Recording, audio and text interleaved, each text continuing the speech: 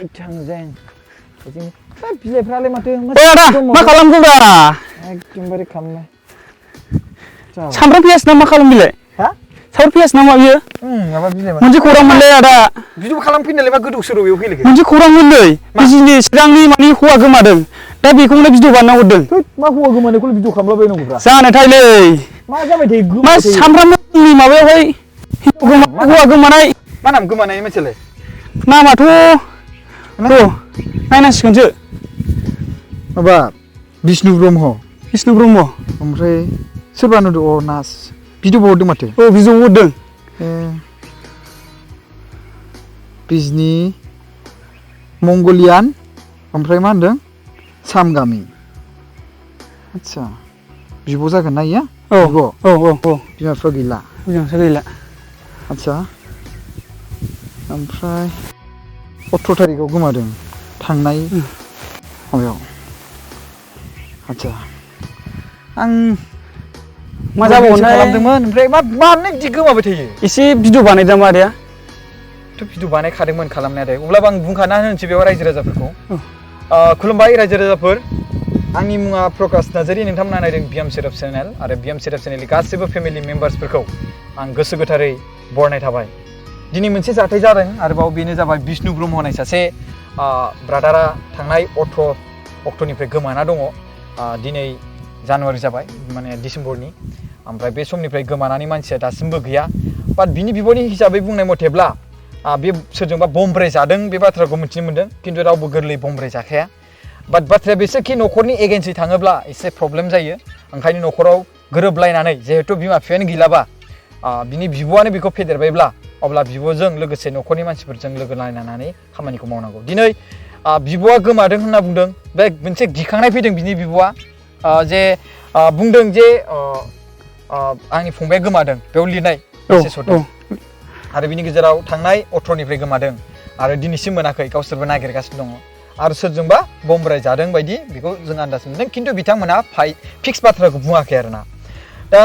बेवहाय खावलायदों जोंनि मिडियानि दारै बा जोंनि चेनेलनि दारै जे फंबाय भिडिअखौ बानायनानै आगारदो ओमफ्राय अननानै प्लिज आरो गासै रिस्कखौ आं लागोन जास्ट आं फंबायखौ नांफिनगौ आं आंनि फंबायखौ मोजां मोनो होननानै बेवहाय रोखायै लिरदों आरोना नोंसोरथ' नुखानाय नंला बेवहाय ओमफ्राय बिसोरो चिरां जिल्लानि सिङाव थानाय गामिनि मुङा जाबाय मंगलियान सामगामि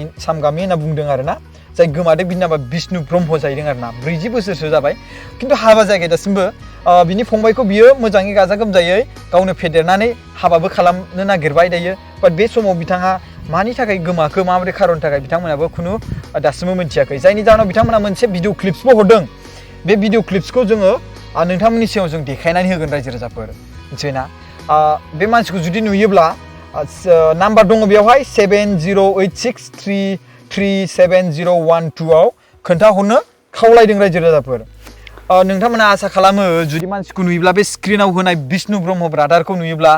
नोंथांमोना दैथायहरगोन आरो लोगोसे बेबायदि जाथाया गोबां जाबाय आरो आं बेबायदि जाथायखौ जाजानो बाबाय आं गासैखौबो खुलुमो नोंथांमोना बेफोरनिफ्राय जानगाराव जादो जायफोर जाथाय खालामनो नागिरदों बेबायदि जे जाथिजों लोगोसे गावनि मान सन्मान आरो न'खरखौ जायफोर एसेबां माने लाजि फोनांनाय नङा होमबा बे खामानिनिफ्राय जानगाराव थाङिसे आं बेखौ बयनिसिमबो खावलायो आरो आं बाबाय खिन्थु रायजो राजाफ्रा गोबां खुथार बुंहरो फंबाय नों नांगौबा फैसाखौनो ला नङा होमबा स' बेफोरनि खेथ्रआव जोंबो भिडिअखौ बानायनानै होयो जाहाथे जोंखौ दुखु मोना नङा होमबा स' नङाबा जोंनि चेनेला सोरबा हिन्जाव खारनायनि बा मानायनि बिनि थाखाय नंखायानो नङा होमबा बाट जाहाथे जोंनि चेनेलजों सोरखौबा मोनफिनोब्ला बे मोनसे गोजोननाय नङा होमबा गोबां सुबुं जों चेनेलनि दारैबो मोनबाय आरो मोननानै होबाय जोङो मिथिबायना जों जेसेबांखिनि भिडिअ बानायदों बिनि गेजेरावबो जों मोननानैबो होबाय आरो सोरबा गोबां सुबुंफोरा गिनानैबो थाबाय जे भिडिअ बानायगोन आंनि सायावहाय चेनेलखौ मिन्थिनानैनो नङा होमबा स' जाहाथे बै गिलायलायनायनि गोनांथि गैया नोंथांमोना गावनो बुजि जे आं खारोब्ला आंनि न'खरनि मानसिफ्रा मा जागोन आं खारोब्ला आं थाङोब्ला आंनि न'खराव मान सन्मान जागोन नामा हिन्जावानो जा हौवायानो जा गासैखौबो बुंदों आं बाथ्राखौ दिनै आं बे समावहाय मोनसे खामानि मावबाय दिनै मोनसे नैबे फंबाय फंबायना आंनो खोन्थाफैबाय आं बिराद दुखु मोनबाय बेबायदि जाथाय जानांला मानो इसेबां बेबायदि जाथाय जागासिनो दङ जोंनि बर' हारिनि गेजेराव मानि थाखाय जानो गोसो न'खराव मोजाङै रायज्लाय आरो सोरखौबा मोजां मोन्दोंबा मोजां रायज्लायनानै हाबा खालामनानै ला न'खरा जुदि अनुमति होदोंब्ला जुदि पारमिट होदोंब्ला एलाउ खालामदोंबा न'खरावहाय नङा होमबा नों जुदि हिन्जावखौ फिनो हानाय जुदि अखाद गैयाबा बै गुबुन सुबुंफोरखौबो बुंबाय आं बेनि टपिकजोंनो होमबा बैसोर सुबुंफ्राबो जानला मानला हिन्जाव लानानै माने हाबा जायो आरो बेयाव बुंलायगोन दा जाय फिनो हाया बे हाबा जानो मोना नामा आरे मोनो मानो मोना जानो नों जुदि हिन्जावखौ अनोब्लाथ' नोंथ' गावनि दुखु माने खस्थ' खालामनानै गावखौ एसे राफोद स्ट्रं फाइनान्सियलियाव खालामग्रोगोन ना नङा होमबा रावबो नों गावनि मोजां मोननायखौथ' दुखुआव दोना ना नङा होमबा बायला जिला बायदिसिनायाव नङा होमबा बयबो अननो लुबैयो बयबो अननायनि मिनिङा बे नङाखि नों सोरखौबा जबरदस्ति फैसा गैयाब्लाबो रां गैयाबाबो फिनो अखाद गैयाबाबो नों हाबा खालामनाय बे बाथ्रा नङा फंबायमोन ब्रादारमोन आरो आदामोन बे बाथ्राया सोलिया बाथ्राया बेसो सोलियो नों जे जायखौ अनदों बे मानसिखौ आं बोरैहाय मा खालामगोन आं बोरैहाय माने बिनो केयार खालामनो हागोन आं बेखौ बोरै जोथोनै दोननो हागोन नांगौबा आं बिराद खस्थ' खालामगोन जायखौ नों गुबुननि मालायनि फिसाजोखौ नों लाबोदों नङा होमबा गुबुननि मालायनि फिसाजोखौ लाबोदों जायथ' नोङो गुबुननि मालायनि फिसालाखौ नों हाबा जानानै बेजों नोङो संसार जानो नागिरबाय हयथ' बेजों सोरबा गुबुन हौवायाबो माने हिन्जावाबोथ' थानो हागौमोन गुबुन सिख्लायाबो बेजों हाबा जानानै बेखौ केयार खालामग्राबो थानो हागौमोन